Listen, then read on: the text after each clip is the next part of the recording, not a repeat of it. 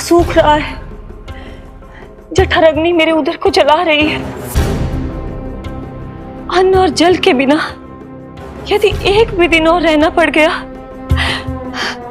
तो मेरे तो प्राण ही निकल जाएंगे। महाराज कंस जिस विचारधारा पे विश्वास रखते थे उसे ही भूल गए हैं। वो ये भूल गए हैं कि युद्ध करने के लिए और उसे पराजित करके स्वयं विजयी होने के लिए स्वयं जीवित रहना आवश्यक होता है।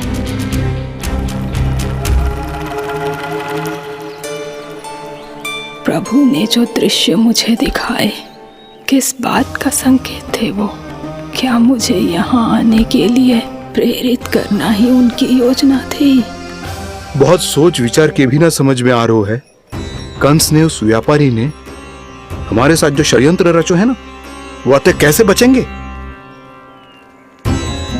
पर घर में सब स्त्रियां चिंतित हैं।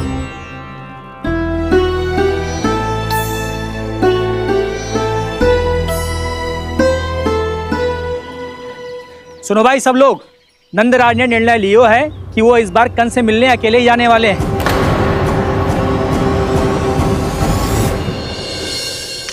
पहले ही वो गांव वालों से सारा दूध दही माखन हड़प चुके हैं। अब आप और मटकियां क्यों ले जा रहे हो उस दुष्ट के लिए? यशोदा, वो दुष्ट है, अत्याचारी, पर है तो हमारे महाराज ही ना। वैसे खाली हाथ थोड़ी ना जा सकते हो। तुम अपना ध्यान रखना। सुनो जी, मुझे पता है कि मुझे श्री नारायण पे विश्वास रखना चाहिए, बल्कि मैं भी तो यही समझा रही थी इन गोपियों को। पर पता ना क्यों मुझे लग रहा है इसके पीछे उसका कुछ बहुत बड़ा षड्यंत्र है। ना तो आपको अकेले क्यों बुलाता वो? मैं जानता हूं यशोदा, उसने मुझे क्यों बुलाया, पर मैं तुम्हें ना बता सकता। मैं ना चाहता हूं कि तुम चिंता करो।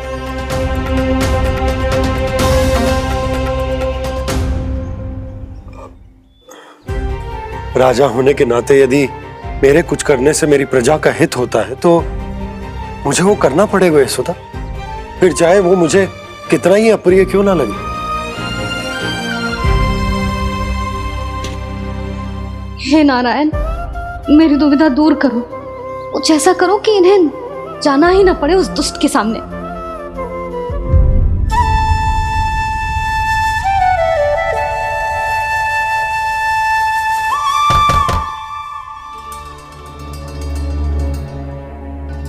जी इतनी सुबह कौन हो सकता है? मैं देखता हूं।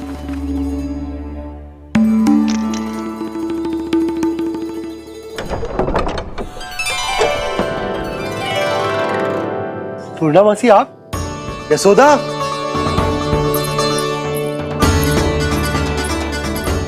पूर्णा मासी,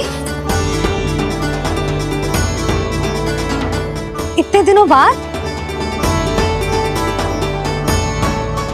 क्या होगा मौसी? सब कुछ कुशल तो है? मैं तो बस इतना जानती हूँ नंदराज, ये लोग आपसे मिलना चाहते थे। कौन?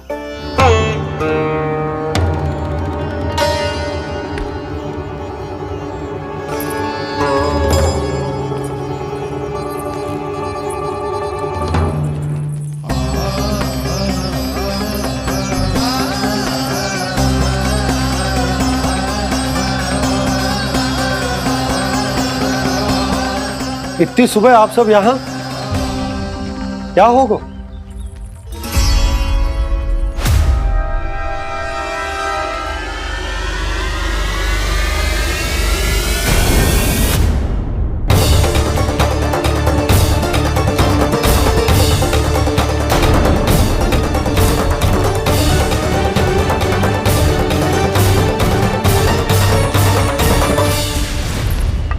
हमारे भोले भाले गोकुल वासियों को फंसाने के बाद यहाँ आने का साहस कैसे करो तूने? यशोदा, पूछो जी, पूछो इससे, ये क्या करो यहाँ?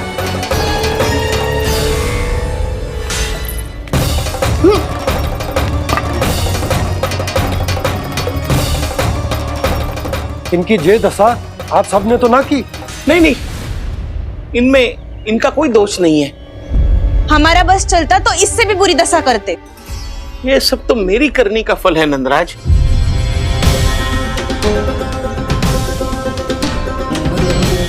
इसे इसके किए का दंड मिल गया है।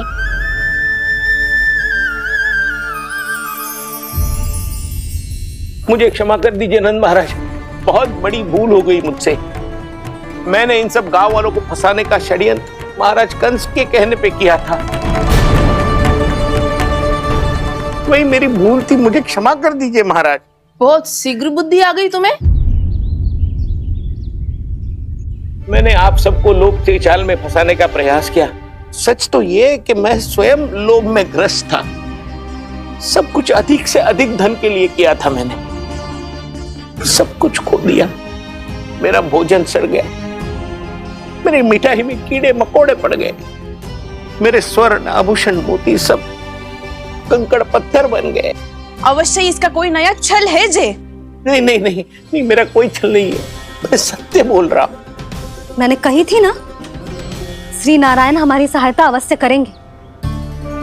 दुष्ट और अत्याचारी का दूत बन के आया था ना, ये तो होना ही था। स्वयं श्री नारायण ने न्याय करो है हमारे साथ।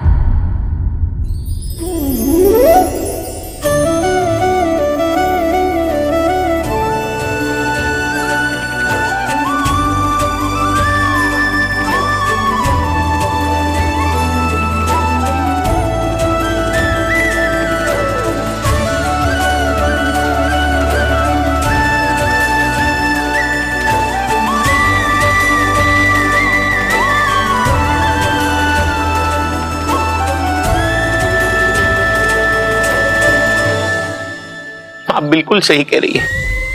वैसे तो कर्मों का फल मरने के बाद मिल रहा है, लेकिन आपके श्री नारायण ने मुझे इसी जन्म मेरे कर्मों का फल दे दिया, कर्मों का दंड दे दिया। आपका बहुत बहुत धन्यवाद श्री नारायण, बहुत कृपा की हो आपने। पर इसका अर्थ ये ना है कि हम सबने आपको क्षमा कर दियो है। मैं यहाँ क्षमा के लिए नहीं आया हूँ नंदरानी। तो फिर किस लिए आए हैं? मैं तो इन भोले भाले गोप गोपियों को इनकी शपथ से मुक्त कराने आया हूं। पर इन सब ने वो शपथ अपनी इच्छा से ली थी, आप उसे कैसे मुक्त करा सकते हो? और एक शपथ दिलवाकर।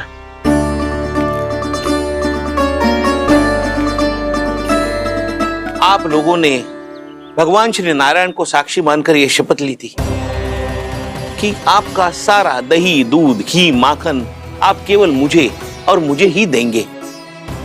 आज उसी भगवान श्री नारायण को साक्षी मानकर मैं आपको शपथ दिलवाता हूं कि आपका सारा दही, दूध, घी, माखन उसमें से एक कण भी आप मुझे नहीं देंगे।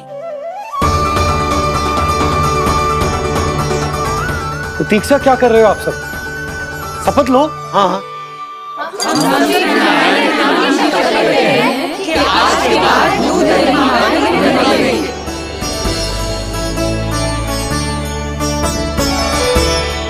जशोदा जी आपने सही कही थी। हम बस श्री नारायण पर विश्वास रखें तो सारे कार्य सज जाते हैं। मुझे आशा है कि व्यापारी जी की तरह आप सबको भी अपनी शिक्षा मिल गई होगी। हाँ नंदराज, अब हमें अपनी भूल से सीख मिल गई है। अब हम कभी भी किसी के लोभ के जाल में ना फंसेंगे। जब यहाँ आभास हो जाए वहाँ भूल हुई है तो उसे मान के सीख लेनी चाहिए। हाँ हाँ, इस घटना से मुझे भी सीख मिल गई है। मैं भी जो शपथ लेती हूँ कि आज के बाद सारा का सारा दूध, दही, माखन इस पर सबसे पहला अधिकार गाय के बछड़ों पर ही होगा। सीख समझ सभी ने जैसे ही ली शपथ कि अब लोभ करेंगे ना हानि से भी अधिक मिला है, माखन बह रहा देखो कृष्ण लीला, देखो कृष्ण लीला।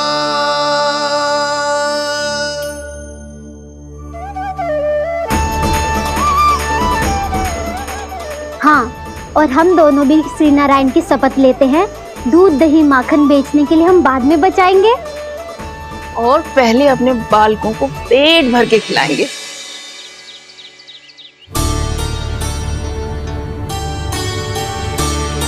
मैया, दादी, शीघ्र चलो। जो माखन प्रसाद की मटकी आप मंदिर से चढ़ा के लाई थी, वो पूरी भर गई है और माखन निकल निकल के बह रहा है। इसीलिए बड़बोलो कहलातो है तू। फिर कहने लोगों कथा कहानी। मैया, अपने घर पे भी ऐसा ही हो रहा है।